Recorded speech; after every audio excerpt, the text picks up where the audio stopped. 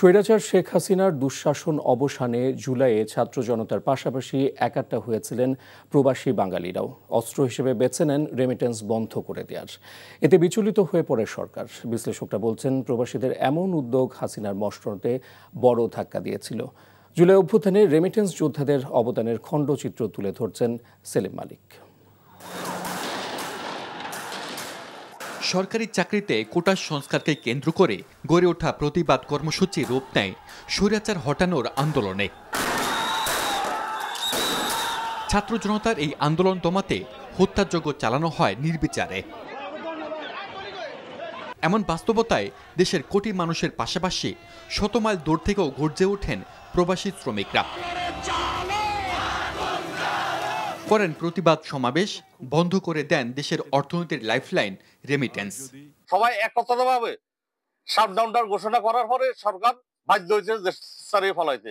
Remittance shutdown করে দেওয়ার কারণে আমাদের অনলাইন অ্যাক্টিভিটির কারণে এই সরকার পতন হয়েছে।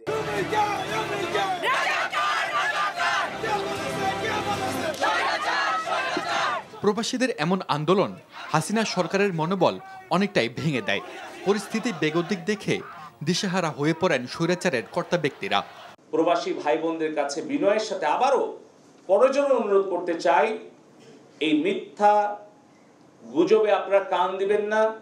বাংলাদেশি ব্যাংকের মুখপাত্র জানালেন, 24 জুলাইয়ে প্রবাসীদের প্রতিবাদ রিজার্ভেও টান দিয়েছিল। 5 আগস্টের পরের যে উল্লম্ফন আসার রেমিটেন্স আসার, তার সাথে পূর্ববর্তী মাসের কম্পেয়ার করলেই বোঝা যায় আর কি, যে অলমোস্ট প্রায় দ্বিগুণের কাছাকাছি হয়ে গেছিল। হাসিনা সরকারের উপর প্রবাসী শ্রমিকদের এমন অনাস্থা দৃষ্টি কেড়েছিল আন্তর্জাতিক অঙ্গনেও।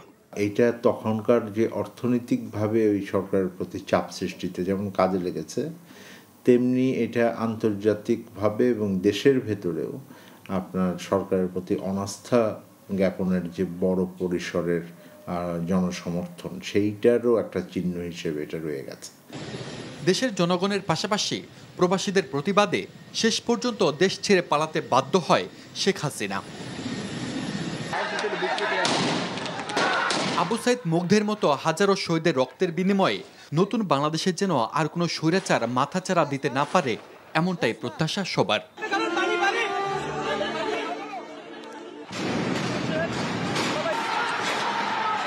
সেলিম মালিক, এনটিভি নিউজ, ঢাকা।